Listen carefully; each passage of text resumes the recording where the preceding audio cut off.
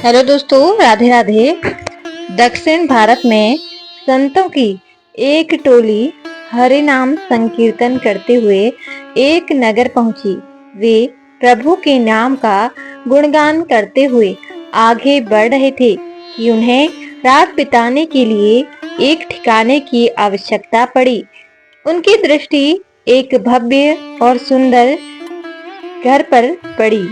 उसके बाहर बगीचे में रंग बिरंगे पुष्प खिले हुए थे और वातावरण अत्यंत शांतिपूर्ण था। संतों ने वहीं विश्राम करने का निश्चय किया। यह घर एक नगर वधु नगर वैश्या का था। वह स्त्री धन और ऐश्वर्य से समृद्ध थी, लेकिन समाज उसे तिरस्कार की दृष्टि से देखता था। तब नगर वधु ने देखा कि उसके घर के बाहर संतों का आगमन हुआ है, तो उसकी आंखों में अश्रु भर आए। मेरे जीवन में पहली बार संतों के चरण इस द्वार पर पड़े हैं। यह इतना बड़ा सौभाग्य है। वह तुरंत बाहर आई, हाथ जोड़कर संतों को प्रणाम किया और बोली, महाराज, यदि आपको किसी चीज की आवश्यकता हो तो कृपया मुझे सेवा का अवसर दें। संतों ने कहा, हमें कुछ पात्र दोने और जल की आवश्यकता है। नगर वधु दौड़कर घर गई और आवश्यक वस्तुएं लाकर संतों को अर्पित की। उसने उन्हें भोजन में सहायता की, ठाकुर जी की सेवा में सहयोग दिया और रात भर भजन कीर्तन में सम्मिलित रही। सुबह जब संतों को आगे बढ़ना था तो वैश्या ने उन्हें दक्षिणा देने का संकल्प लिया। वह सोना चांदी वस्त्र और अन्य बहुमूल्य वस्तुएं लेकर आई और संतों के समक्ष अर्पित कर दी। संतों ने दक्षिणा को स्वीकार करने से पहले पूछा, बिटिया, यह धन कैसे कमाया गया है? तब यह सुनकर वैश्या का चेहरा मुरझा गया।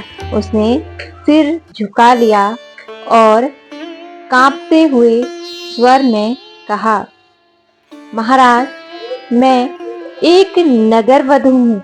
मेरा जीवन समाज के मनोरंजन में बीतता है और जो धन प्राप्त होता है उसी से मेरा जीवन यापन होता है। संतों ने उसकी ओर देखा। वे जानते थे कि समाज के नियमों ने इस स्त्री को अलग थलग कर दिया है, लेकिन उन्होंने यह भी देखा कि उसके हृदय में सच्ची भक्ति और समर्पण का दीप प्रज्वलित था। उन्होंने कहा, यदि तुम सच में इस धन को शुद्ध करना चाहती हो तो इसे ठाकुर जी की सेवा में समर्पित कर दो। संतों ने कहा, यदि तुम अपनी सारी संपत्ति ठाकुर जी को समर्पित कर दो तो यह धन शुद्ध हो जाएगा। दक्षिण भारत में श्री रंगनाथ भगवान का मंदिर है। वहां जाकर अपने जीवन की संपूर्ण कमाई से स्वर्ण मुकुट बनवाओ और भगवान को अर्पित करो। नगर वधु को यह सुनकर अत्यंत हर्ष हुआ। उसने तुरंत अपनी संपूर्ण संपत्ति त्याग दी और भगवान के लिए एक भव्य मुकुट बनाने का संकल्प लिया। 50 दिन बाद मुकुट तैयार हुआ। संतों ने नगर वधु से कहा, अब इसे ठाकुर जी को अर्पित करने चलो। नाचते गाते हुए संतों की टोली नगर वधु को लेकर रंगनाथ मंदिर पहुंची।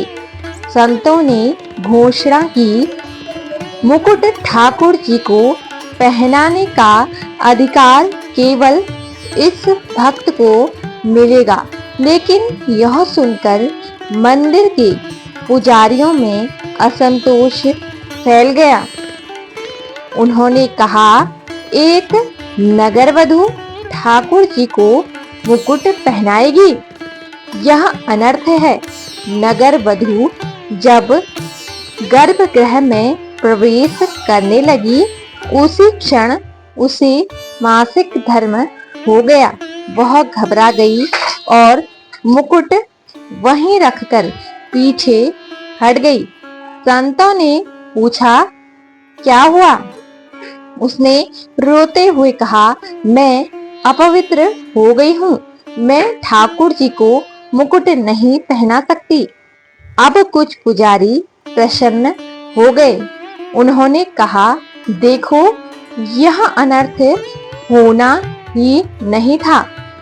ठाकुर जी ने स्वयं इस स्त्री को अस्वीकार कर दिया है।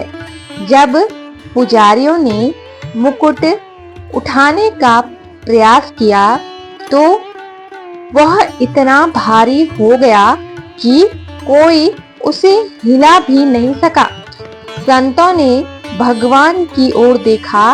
ठाकुर जी की मूर्ति की आंखों से आंसू बह रहे थे।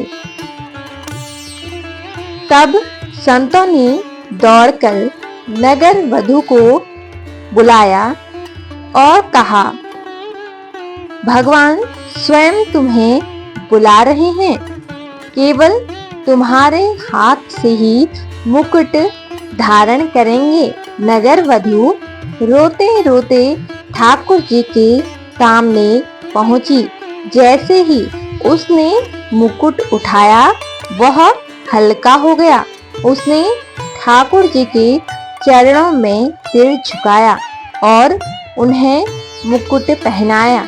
यह कथा हमें सिखाती है कि भगवान केवल प्रेम और समर्पण को स्वीकार करते हैं। समाज चाहे कितने भी नियम बनाए, यदि भक्ति सच्ची हो तो भगवान स्वयं उसे स्वीकार करते हैं। ठाकुर जी के लिए केवल मन की पवित्रता मायने रखती है। ठाकुर जी की अनोखी लीला, जब उन्होंने एक वैश्य का मुकुट पहना। क्या भगवान किसी जाति, पेशे, पद या समाज द्वारा निर्धारित मान्यताओं के आधार पर अपने भक्तों को स्वीकार करते हैं, या फिर भक्ति केवल हृदय की पवित्रता पर निर्भर करती है? यह कथा एक ऐसी स्त्री की है जिसे समाज ने अपवित्र माना, लेकिन उसकी भक्ति इतनी निष्कलंक थी कि स्वयं भगवान ने उसे अपने प्रेम से स्वीकार कर लिया। जब पुजारियों ने उसके समर्पण को अस्वीकार किया, तब भगवान ने अपने भक्त की रक्षा के लिए लीला रची और इस सत्य को प्रमाणित किया कि भक्ति में कोई भी अयोग्य नहीं होता। केवल मन की निष्ठा और प्रेम ही मायने रखते हैं। तो दोस्तों, आपको यह कथा कैसी लगी, कृपया कमेंट करके जरूर बताएं और हमारे चैनल को सब्सक्राइब जरूर करें। धन्यवाद। जय श्री कृष्ण। जय माता दी।